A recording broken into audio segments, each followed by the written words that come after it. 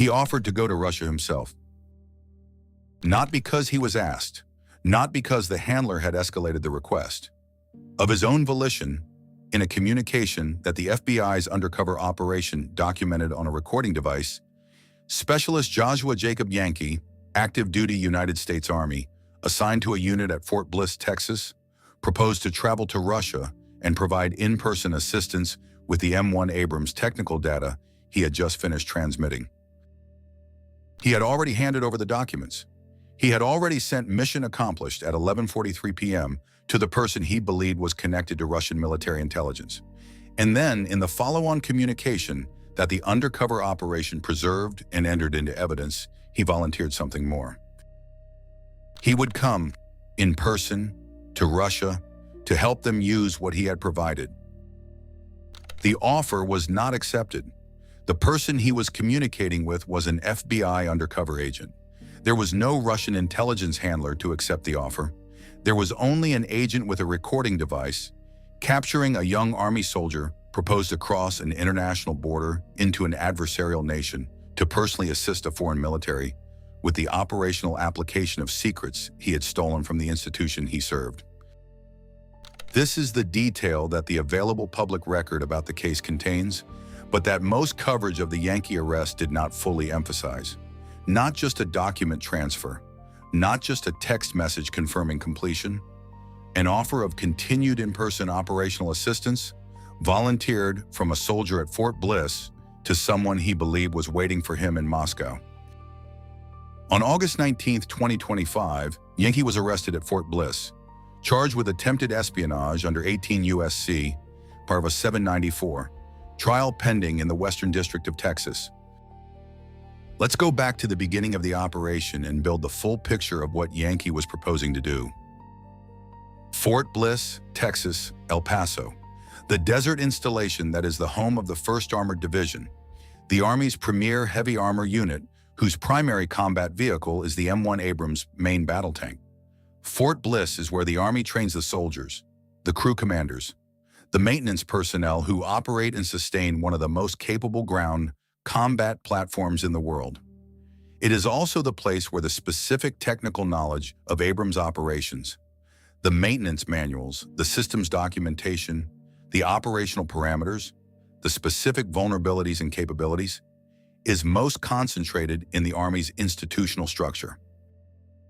Yanke had access to that knowledge, not through a special clearance or an unusual assignment, but through the ordinary working access that comes with being assigned to an armor unit at the home of the 1st Armored Division.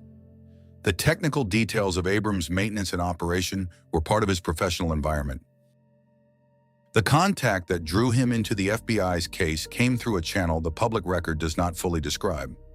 What the record describes is the result, a communication relationship with someone Yanke believed was affiliated with Russian military intelligence, expressing specific interest in M1 Abrams technical data. The timing, 2024, with American-supplied Abrams tanks having arrived in Ukraine months earlier, gave the request immediate operational context.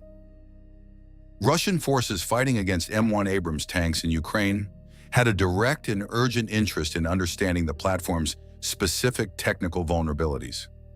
What are the thermal signatures that make an Abrams identifiable to targeting systems at range? What are the maintenance requirements that create operational availability challenges in sustained combat? What are the electronic system specifications that might be exploited for jamming or interference? What are the armor configuration details that affect which attack vectors are most effective against specific variants? Yanke's access gave him knowledge relevant to some of those questions. His handler expressed interest. The negotiation of what he would provide and what he would receive in return followed. What's your read? When a soldier at an armor training base decides to provide M1 Abrams technical data to what he believes is Russian intelligence, while American-supplied Abrams tanks are in active combat in Ukraine, is this primarily a financial motivation, an ideological one, or something else? Type A for financial, Type B for ideological, Type C for a different factor. Drop it in the comments. The document transfer happened. The classified and controlled Abrams technical materials moved from Yanke's custody to the undercover agent he believed was his Russian handler. The handover was documented, photographed, recorded, entered into evidence. Then came the text. Mission accomplished. 11:43 p.m. The two words that confirmed, in Yanke's own language, his understanding of what he had done and who he had done it for. And then the offer. The specific language of the offer, as documented in the case record, reflects something more than the transactional mindset of a soldier who had agreed to pass documents for payment. It reflects the posture of someone who had moved from reluctant source to willing operational partner. The distinction is significant in counterintelligence terms. A reluctant source provides information for money and maintains psychological distance from the operation. A willing operational partner has crossed into identification with the mission, has, in some meaningful sense, decided that helping the other side is what he wants to do. Offering to travel to Russia, to be physically present in an adversarial nation, in person, available for continued assistance, describes someone who had made that crossing. Not just a transaction, a commitment. The undercover agent documented it. It became one of the most significant pieces of evidence in a case that already had the mission accomplished text and the physical document handover. Subscribe and hit the notification bell because the specific attempted espionage charge and what the attempted framing means legally when the handler was an FBI agent and the documents never actually reached Russian intelligence is the legal structure that makes this case one of the most precisely documented undercover espionage prosecutions the Western District of Texas has open. The charges: attempted espionage under 18 U.S.C. paragraph 794. The statute's maximum penalty is life imprisonment. The attempted framing reflects the undercover nature of the operation. The recipient was not a Russian intelligence officer, and the information Yanke provided never actually reached Russian military intelligence. But federal law does not require that an espionage attempt succeed to be criminal. It requires that the defendant intended to transmit national defense information to a foreign government with the intent to injure the United States or benefit a foreign nation, and that he took a substantial step toward completing that transmission. Yanke took more than a substantial step. He completed the handover. He confirmed it in a text message, and then he offered to do more. The attempted in the charges is a reflection of the undercover operation structure, not of any incompleteness in Yanke's conduct. He did everything he intended to do. The person he did it to was a federal agent. Yanke pleaded not guilty at his initial appearance. His case is assigned to a federal judge in the Western District of Texas. A trial date was set. Pretrial proceedings are ongoing. You've seen the full picture. Fort Bliss, M1 Abrams data, undercover FBI agent posing as Russian intelligence, the handover, mission accomplished, and then the offer to personally travel to Russia to help. What's the detail that makes this case different from the other military espionage cases we've covered? Comment below. The M1 Abrams data that Yanke provided is in FBI evidence. It did not reach Russian intelligence. The undercover operation ensured that. The specific technical information about the Abrams platform that Yanke believed he was transmitting to Russia's military intelligence apparatus was instead logged, cataloged, and entered into a federal case file. The Abrams tanks in Ukraine continued to operate. The specific information Yanke transmitted, had it actually reached Russian forces, would have been applicable to the tactical situation those tanks were operating in. The timing of the transfer, 4 months after Abrams arrived in Ukraine, was not coincidental. The handler expressed interest in exactly what Russian forces facing those vehicles would want to know. The offer to travel to Russia represents the clearest evidence of where Yanke believed the operation was heading. Not a one-time transaction, not a source who provides information and moves on. A participant who was willing to embed himself, physically in person, in an adversarial country, in the ongoing operation.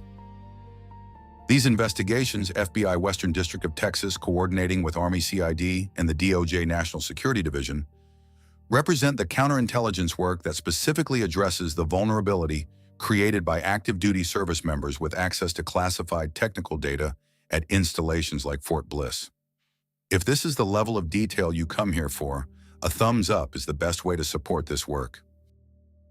Was this the FBI doing exactly what it exists to do? Running an undercover operation that documented every step of a soldier's attempted espionage, including the volunteered offer of in-person continued assistance? Or does the attempted framing in the charges, combined with a trial that is still pending, leave the outcome of this specific accountability still open? Drop your verdict in the comments. One detail, the one that defines the full scope of what Yanke was offering. Russia, not a dead drop location, not a digital meeting point. Russia, the specific country that American-supplied tanks were fighting against in an active war, the country whose military intelligence service he believed was receiving his documents, the country to whose territory he volunteered to travel in order to provide in-person operational assistance with the stolen materials. That offer is not the conduct of someone who was motivated by money alone. Money does not produce the willingness to physically enter an adversarial nation to help its military use what you've stolen. It produces the willingness to accept payment for documents. The offer to travel produces something else. A picture of a soldier who had, in the course of this operation, made a specific decision about whose side he wanted to be on. He sent mission accomplished to a man who was working for the FBI. He offered to travel to Russia to someone who would never make the arrangements. The undercover operation caught both. The trial is still pending, the offer is still in evidence, and the recording made at 11:43 p.m. is still waiting for the jury that will hear it. What stays with you about this case?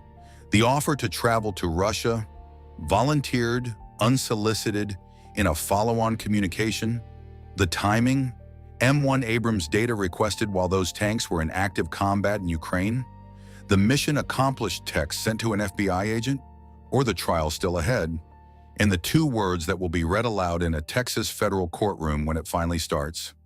Let's discuss it below. The undercover operation that produced Yanke's arrest was structured around a principle that FBI counterintelligence applies to all operations of this type. Build a complete record, not just the endpoint, not just the document handover, but the full arc of the subject's conduct, intentions, and willingness. The mission accomplished text was the endpoint. The offer to travel to Russia was beyond the endpoint. It was Yanke's voluntary statement of where he intended to go next, what he was prepared to do in furtherance of an operation he believed was real and ongoing. The undercover operation caught both. The complete record that the FBI built includes not just what Yanke did, but what he offered to do. That offer, in the legal framework, goes to intent. It establishes, in the clearest terms available, that Yanke understood himself to be working against the United States and for Russia. Not reluctantly, not under coercion, voluntarily with an enthusiasm that produced a spontaneous offer of continued in-person assistance. Federal prosecutors will present that offer to the jury. The jury will evaluate it alongside the document handover, the text message, the full record of communications. The jury will decide what it means. The trial is coming, the offer is in evidence, and the soldier who made it at 11:43 p.m. is waiting for the legal system to answer the question his offer raised. What does it mean to offer to travel to Russia to help its military with stolen American tank secrets, while American-supplied tanks are fighting Russian forces in Ukraine? The trial will produce an answer. The question will stay with the public record long after the verdict is entered.